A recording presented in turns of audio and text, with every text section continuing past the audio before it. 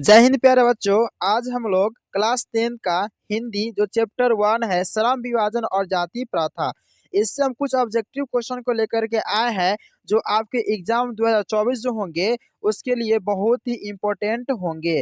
तो आइए हम एक एक करके देखते हैं 2024 में होने वाले एग्जाम के लिए यह बहुत ही इम्पोर्टेंट क्वेश्चन होंगे। ठीक है, आप किसी भी तरीके से याद कर लीजिए। ठीक है, तो आइए हम एक एक क्वेश्चन को देखते हैं।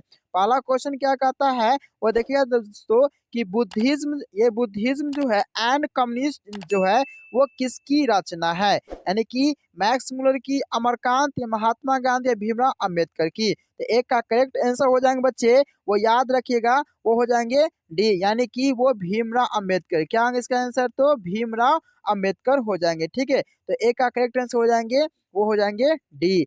आगे देखिए ध्यान से बच्चे, क्वेश्चन नंबर 2। क्वेश्चन नंबर 2 में क्या कहता है कि दो में कहता है कि हु आर शुद्राज किनकी रचना है। हु आर शुद्राज जो है यह किनकी रचना है। तो याद रखिएगा बच्चे, दो का करेक्ट आंसर हो जाएंगे, वो हो जाएंगे ए, यानी कि भीमराव अंबेडकर की। किसकी हो जाएंगे? तो याद रखिए बच्चे, भीमराव अंबेडकर की हो जाएंगे। तो दो का करेक्ट आंसर हो जाएंगे ए। आगे देखिए ध्यान से बच्चे, क्वेश्चन नंबर 3। क्वेश्चन नंबर 3 में क्या कहता है कि मानव मुक्ति के पुरोधा, ये मानव मुक्ति के पुरोधा जो है वो किसे कहा गया है? नलिनी शर्मा को, या तेंद्र मिश्र को, या भीमराव अंबेडकर को, या अमरकांत को। तो 3 का करेक्ट आंसर जो हो जाएंगे बच्चे, वो याद रखिएगा, वो हो जाएंगे सी, यानी कि भीमराव अंबेडकर जी को कहा गया है मुक्ति बोध का पुरोधा। ठीक है, आगे देखिए ध्यान से, भारत में है ना जाति प्रथा का मुख्य कारण क्या है? बेरोजगारी है, गरीबी है, उद्योग धंधों की कमी है, या अमीरी है। तो 4 का करेक्ट आंसर हो जाएंगे बच्चे, वो याद रखिएगा ए, यानी कि बेरोजगारी होंगे। क्या होंगे? तो बेरोजगारी होंगे। आगे देखिए ध्यान से, क्वेश्चन नंबर 5। क्वेश्चन नंबर 5 में क्या कहता है बच्चे, ध्यान से देखिएगा कि जाति प्रथा स्वाभाविक, जो जाति प्रथा जो है वह स्वाभाविक है ना विभाजन नहीं है। क्यों? यानी कि जाति प्रथा स्वाभाविक विभाजन नहीं है। क्यों नहीं है? भेदभाव के कारण, शोषण के कारण, गरीबी के कारण, या रुचि पर आधारित नहीं होने के कारण। तो 5 का करेक्ट आंसर होगा बच्चे, याद रखिएगा, वह रुचि पर आधारित नहीं होने के कारण। ठीक है, तो 5 का करेक्ट आंसर हो जाएंगे, वो हो जाएंगे डी हो जाएंगे। आगे देखिए ध्यान से, क्वेश्चन नंबर 6। 5 का डी होंगे। क्वेश्चन नंबर 6 में क्या कहता है कि श्रम विभाजन और जाति प्रथा के लेखक कौन है? तो श्रम विभाजन और जाति प्रथा के लेखक जो होंगे वो याद रखिएगा बच्चे, वो हो जाएंगे बी, यानी कि बाबा साहेब भीमराव अंबेडकर जी। क्या हो जाएंगे? तो बाबा साहेब भीमराव अंबेडकर जी हो जाएंगे। आगे देखिए ध्यान से, क्वेश्चन नंबर 7। क्वेश्चन नंबर 7 में क्या कहता है कि है ना लेखक की दृष्टि में विडंबना की बात क्या है? तो लेखक की दृष्टि में विडंबना की बात क्या होंगे? तो इसका करेक्ट आंसर हो जाएंगे, वो हो जाएंगे ए होंगे बच्चे, जातिवाद के पोषक की कमी नहीं है। यानी कि 7 का करेक्ट आंसर हो जाएंगे ए, यानी कि जातिवाद के पोषक की कमी नहीं है। आगे देखिए ध्यान से, लेखक की दृष्टि में आदर्श समाज कैसा होना चाहिए? यानी कि जो लेखक डॉक्टर भीमराव अंबेडकर जी है उसके दृष्टि में आदर्श मतलब बहुत अच्छा समाज, ठीक है, कैसा होना चाहिए? तो 8 का करेक्ट आंसर हो जाएंगे, वो हो जाएंगे ए, जिसमें स्वतंत्रता, समता और है ना भ्रातृत्व का भाव हो, है ना, तभी जा करके वो क्या होगा, एक अच्छा समाज बनेगा और एक आदर्श समाज बनेगा। यह लेखक डॉक्टर भीमराव अंबेडकर जी का कहना है। तो 8 का करेक्ट आंसर हो जाएंगे बच्चे, वो हो जाएंगे ए। आगे देखिए ध्यान से, क्वेश्चन नंबर 9। क्वेश्चन नंबर 9 में क्या कहते हैं कि लेखक बेरोजगारी का, ये जो लेखक या डॉक्टर भीमराव अंबेडकर जी है वह बेरोजगारी का प्रमुख और प्रत्यक्ष कारण किसे मानते हैं? तो याद रखिए बच्चे, वह जाति प्रथा को मानते हैं। किसको मानते हैं? तो याद रखिएगा, है ना, वह जाति प्रथा को ही मानते हैं, वो प्रमुख और प्रत्यक्ष कारण बेरोजगारी का। आगे देखिए क्वेश्चन नंबर 10। क्वेश्चन नंबर 10 में क्या कहता है वो ध्यान से देखिएगा कि अंबेडकर की दृष्टि में, ये डॉक्टर भीमराव अंबेडकर जी है उनकी दृष्टि हिंदी में भाईचारे का वास्तविक रूप कैसा होता है, यानी कि भाईचारे का वास्तविक रूप कैसा होता है, जो बुक में बताया गया है, जो मैंने आपको अच्छी तरीके से इसका सारांश मैंने बताया है। अगर वह वीडियो नहीं देखे हैं तो जरूर देखिएगा, आपको अच्छी तरीके से सारा के सारा यह ऑब्जेक्टिव समझ में आ जाएगा, क्योंकि आपका कंसेप्ट अगर कंट्रोल में है, कंसेप्ट आप समझ रहे किसी भी चीज का, तो आपको सब्जेक्टिव एक भी छूटने वाला नहीं है। आप देखिए ध्यान से, वो कहते हैं यहाँ पर भाईचारा वास्तविक रूप से कैसा होता है, तो इसका करेक्ट आंसर होगा, याद रखिएगा बच्चे, वो बताए थे डॉक्टर भीम अम्बेडकर जी, दूध है ना और पानी के मिश्रण की तरह, दूध और पानी के मिश्रण की तरह होंगे। तो इसका करेक्ट आंसर हो जाएंगे वो हो जाएंगे, याद रखिए बच्चे, वो क्या हो जाएंगे, तो बी हो जाएंगे। ठीक है,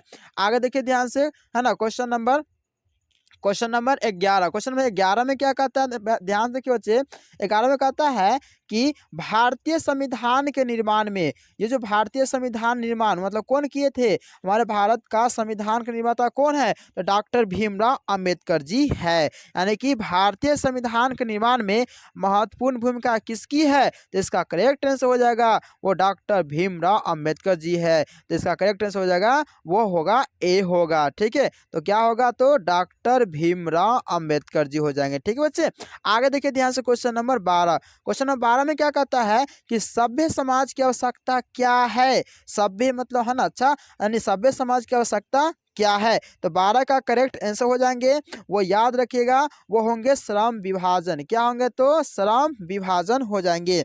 आगे देखिए ध्यान से, निम्नलिखित रचनाओं में से सॉरी, निम्नलिखित रचनाओं में से कौन सी रचना डॉक्टर अंबेडकर की है, यानी कि यहाँ पर कुछ दिया गया है रचना और इसमें से बताना है कि कौन सी रचना जो डॉक्टर भीमराव अंबेडकर जी की है। तो यहाँ पर 13 का करेक्ट आंसर याद रखिएगा, ये जो तीनों के तीनों जो रचना को देखने को मिल रही है वो तीनों को तीनों डॉक्टर भीमराव अंबेडकर जी की है। द कास्ट है ना, पहला क्या, द कास्ट इंडिया, ये भी उन्हीं के द्वारा लिखा गया है। ठीक है, उसके बाद हु आर सुधराज उन्हीं के द्वारा लिखा गया है, और उसके बाद द एनएस द उन्हीं के द्वारा लिखा गया है।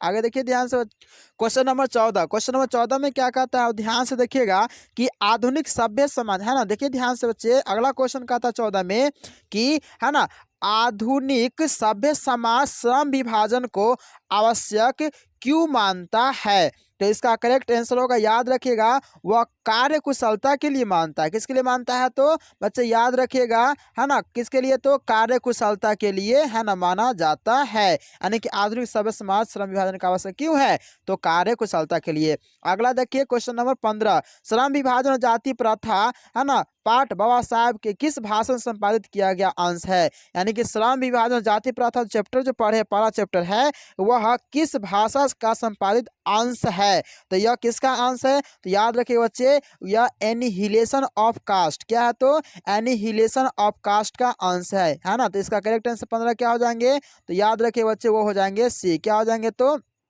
वो हो जाएंगे, है ना, सी हो जाएंगे। ठीक है, यानी कि एनिहिलेशन ऑफ, है ना, कास्ट हो जाएंगे। आगे देखिए ध्यान से बच्चे, क्वेश्चन नंबर 16, क्वेश्चन नंबर 16 में क्या कहता है कि प्राथमिक शिक्षा प्राप्त करने के बाद अंबेडकर है ना, उच्चतर शिक्षा प्राप्त करने के लिए कहाँ गए थे। ठीक है, कहाँ गए थे, तो याद रखिएगा, वो जो गए थे, है ना, न्यूयॉर्क, कहाँ गए थे, तो याद रखिए बच्चे, वो न्यूयॉर्क में गए थे। ठीक है, आगे देखिए, अंबेडकर के चिंतन, हाँ, वह और रचनात्मक के लिए प्रेरक व्यक्ति कौन थे, तो इसका आंसर जो हो जाएंगे, वह कौन व्यक्ति थे, यानी कि बुद्ध भी थे, है ना, कबीर भी थे, हाँ सही, कबीर भी थे, उसके बाद ज्योतिबा फूले भी थे, यानी कि इसका करेक्ट आंसर हो जाएगा, वो हो जाएंगे इनमें से सभी। क्या हो जाएंगे, तो इनमें से सभी, तो इसका करेक्ट आंसर ये होगा, इनमें से सभी हो जाएंगे। आगे देखिए ध्यान से बच्चे, क्वेश्चन नंबर 18, क्वेश्चन नंबर 18 में क्या कहता है कि जाति पाति तो, है ना, तोड़कर मंडप भाषण लाहौर में कब हुआ था, तो इसका करेक्ट आंसर हो जाएंगे, वो हो जाएंगे सी, यानी कि 1936 में हुआ था। कब हुआ था, याद रखिए बच्चे,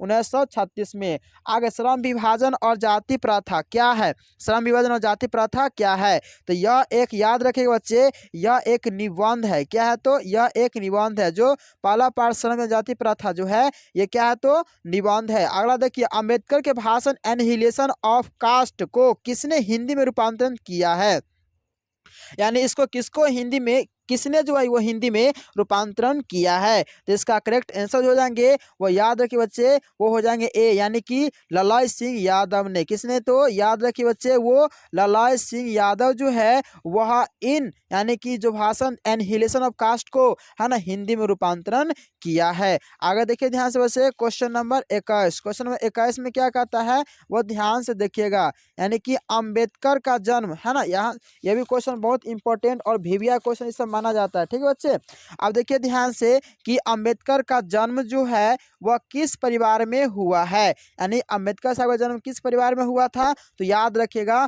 वह एक दलित परिवार थे। क्या थे? वो एक दलित परिवार थे। ठीक है, जिसको लोग है ना छूत मानते थे, मैंने सब्जेक्ट में पढ़ा है, इसको छूत मानते थे। ये कहीं पर चल भी जाते थे तो उस पर है ना उसको मतलब वहां पर बहुत समझो तो बहुत अछूत ही मानते थे, है ना, उसके यहाँ पर कोई रहते नहीं थे, फिर भी देखिए वैसा इंसान है ना इतना कर दिए। आगे देखिए ध्यान से बच्चे कि लेखक को इस युग में है ना, लेखक को इस युग में कहाँ पर विडंबना दिखाई दिया है? तो इसका करेक्ट आंसर होगा बच्चे, याद रखिएगा, वह लेखक को ना जातिवाद में, क्या तो जातिवाद, लोग यहाँ पर जातिवाद के बहुत है ना क्या है तो पोषक है ना, जात पात के रूप में बहुत लोग है ना ये अभी भी होते हैं। इसका करेक्ट क्या होगा? तो ए। अगला, डॉक्टर अंबेडकर के माता का नाम क्या था? तो डॉक्टर भीमराव अम्बेडकर के माता का नाम था, वो याद रखिएगा बच्चे, भीमाबाई। क्या था? तो याद रखिएगा वो भीमाबाई था। ठीक है, आगे देखिए ध्यान से, क्वेश्चन नंबर 24। क्वेश्चन नंबर 24 में क्या कहता है कि डॉक्टर अंबेडकर ने पीएचडी है ना, क्या तो डॉक्टर अंबेडकर ने पीएचडी की उपाधि कब धारण किया है ना? तो डॉक्टर डॉक्टर भीम अम्बेडकर ने पीएच की उपाधि जो है वह है ना 1916 में। कब? तो याद रखिए बच्चे 1916 में क्या धारण किए थे? द कास्ट है ना, the caste in India their mechanism किन की रचना है? तो यह है डॉक्टर भीमराव अंबेडकर जी की रचना है। आगे देखिए ध्यान से, क्वेश्चन नंबर 26। क्वेश्चन नंबर 26 में क्या कहता है बच्चे, ध्यान दीजिएगा कि आदर्श समाज स्वतंत्रता समानता भातृत्व पर आधारित किसने कहा? यह जो बात है किसने कहा था इन सारी बात है ना, तो याद रखिएगा इन सारी बात को कहने वाले एक व्यक्ति है जिसका नाम है भीमराव अंबेडकर जी। कौन है? तो भीमराव अंबेडकर जी है। ठीक है, अगला, डॉट डॉट डॉट है ना पेशे का दोषपूर्ण पूर्ण निर्धारण करती है, यह किस पेशे का निर्धारण करती है? तो याद रखिएगा बच्चे, यह जो है वह जाति प्रथा पेशे का दोषपूर्ण है ना निर्धारण करती है। तो 27 का करेक्ट आंसर होगा वो हो जाएंगे बी हो जाएंगे। आगे देखिए ध्यान से बच्चे, क्वेश्चन नंबर 28, यानी कि जाति प्रथा जो है वह भारत में क्या है तो एक बेरोजगारी का डैश डैश कारण बनी हुई है। तो यहाँ पर जो है याद रखिएगा बच्चे, यह एक प्रत्यक्ष और प्रमुख कारण बनी हुई है। तो इसका करेक्ट आंसर क्या हो जाएंगे? तो सी, यानी कि ए और बी दोनों हो जाएंगे। ठीक है, आगे देखिए ध्यान से, क्वेश्चन नंबर 29 में क्या कहता है, मूक नायक है, मूक नायक क्या है? तो मूक नायक जो है वो याद रखिए बच्चे, वह एक पत्रिका है। क्या है? तो वह एक पत्रिका है। ठीक है, आगे देखिए ध्यान से कि डॉक्टर भीमराव अंबेडकर जी का है ना, डॉक्टर भीमराव अंबेडकर की मृत्यु कब और कहाँ हुई थी? तो याद रखिए बच्चे, इनकी मृत्यु जो है वह हो गई थी कहाँ? तो है ना दिल्ली में। कहाँ हो गई? तो दिल्ली में। कब? तो 1956 में। तो इसका करेक्ट आंसर होगा ए, यानी कि 1956 में है ना दिल्ली में डॉक्टर भीमराव अम्बेडकर जी क्या हो गई? तो मृत्यु हो गई थी। ठीक है, आगे देखिए ध्यान से बच्चे, क्वेश्चन नंबर 31 में क्या कहता है कि डॉक्टर भीमराव अंबेडकर का जन्म कब हुआ? डॉक्टर भीमराव अम्बेडकर जी का जन्म कब हुआ था? तो इसका करेक्ट आंसर याद रखिएगा 14 अप्रैल 1891 में, है ना, यानी कि 14 अप्रैल 1891 ईस्वी में डॉक्टर भीमराव अम्बेडकर जी का जन्म हुआ था। और बहुत बार ये सब वीवीआई क्वेश्चन बच्चे याद रखिएगा, बहुत बार आपके एग्जाम में पूछा जाता है ये सब क्वेश्चन। ठीक है ना, डॉक्टर भीमराव अम्बेडकर का नाम कहाँ डॉक्टर भीमराव अम्बेडकर का जन्म कहाँ हुआ था, यानी डॉक्टर भीमराव अम्बेडकर जी है उनका जन्म कहाँ हुआ था? ठीक है, तो याद रखिएगा बच्चे, इनका जन्म जो है वह एक महू गांव पड़ता है जो है ना मध्य प्रदेश है, एमपी है ना, यहाँ पे इनका क्या होंगे तो जन्म हुए थे, है ना। तो याद रखिएगा इसका करेक्ट आंसर हो गए ए, यानी कि महू मध्य प्रदेश हो जाएंगे। आगे देखिए ध्यान से बच्चे, क्वेश्चन नंबर 33। क्वेश्चन नंबर 33 में क्या कहता है कि डॉक्टर अंबेडकर ने किस पत्रिका का संपादन किया? तो डॉक्टर अंबेडकर ने किस पत्रिका का संपादन किया था? इसका करेक्ट आंसर याद रखिए बच्चे होंगे सी, यानी कि बहिष्कृत, है ना, बहिष्कृत भारत का है ना क्या किए थे? संपादन किए थे डॉक्टर भीमराव अम्बेडकर जी ने। अगला क्वेश्चन कहता है 34 कि भारतीय संविधान, जो भारतीय संविधान का निर्माता किसे कहा जाता है? तो याद रखिएगा डॉक्टर भीमराव अम्बेडकर जी को कहा जाता है। आगे देखिए डॉक्टर अम्बेडकर का, है ना, अगला क्वेश्चन 35 का था, डॉक्टर अम्बेडकर का वार्ड में हिंदी के कितने खंड प्रकाशित हो चुकी है? तो याद रखिएगा, है ना, 35 का करेक्ट आंसर जो होंगे वो हो जाएंगे, है ना, डी, यानी कि 21 खंडों में। कितने खंडों में? तो याद रखिएगा 21 खंडों में पारित किया गया है।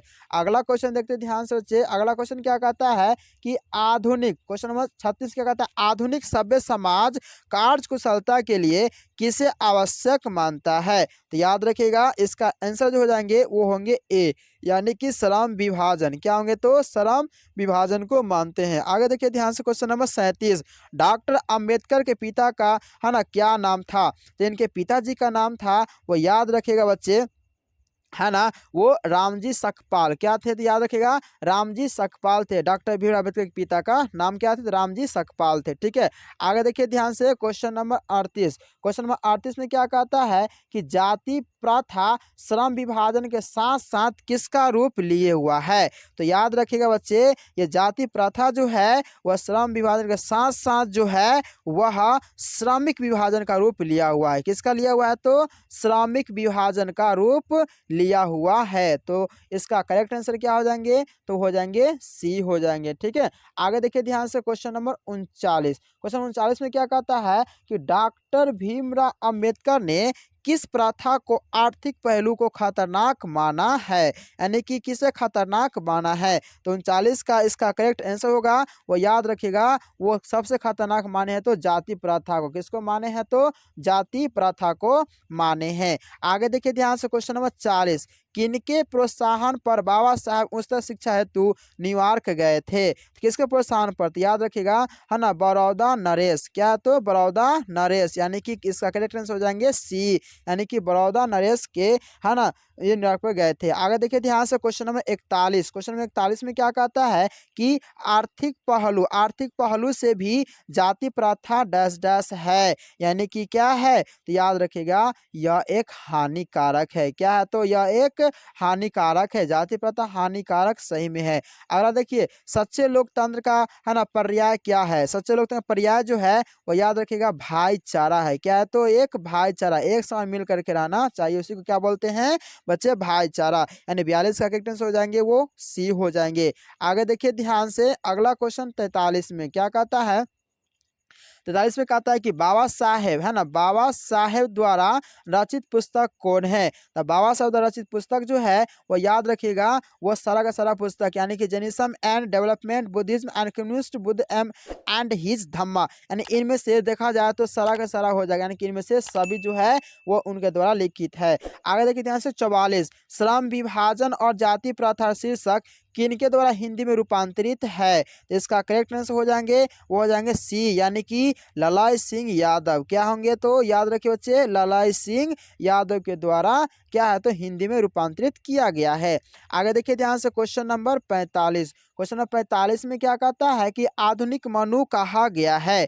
आधुनिक मनु किसे कहा गया है? तो याद रखिएगा इसका करेक्ट आंसर होगा अम्बेडकर को। किसको कहा गया? तो, है ना, अम्बेडकर को आधुनिक, है ना, मनु कहा गया है। विडंबना का अर्थ क्या होता है? तो विडंबना का अर्थ होता है बच्चे, याद रखिएगा, वो होता है उपहास। क्या होता है? तो उपहास होता है। विडंबना का अर्थ क्या होता है? तो उपहास होता है बच्चे, याद रखिएगा। आगे देखिए ध्यान से, क्वेश्चन नंबर 47, है ना, जो लास्ट क्वेश्चन है, भारत की राष्ट्रीय क्षमता का पूर्ण विकास, भारत की राष्ट्रीय क्षमता का पूर्ण विकास की व्यवस्था संभव है, यानी कि वह क्या होगा? तो सी, यानी कि समाज, है ना, समाजवादी अर्थव्यवस्था है। ठीक है, तो दोस्तों इसमें हम टोटल कितने तो 47 क्वेश्चन करवाए हैं, और इसके अलावा, है ना, मैं पीडीएफ बना करके इससे एक और वीडियो लाऊंगा ऑब्जेक्टिव, है ना, जो आपको किसी प्रकार से इस चैप्टर से, है ना, एक भी मतलब ऑब्जेक्टिव क्वेश्चन छूटना नहीं चाहिए, मेरा यही मकसद है। दोस्तों अगर ये वीडियो अच्छा लगा होगा तो दोस्तों के साथ शेयर कीजिएगा, है ना। अगर हमारे चैनल पर नए हैं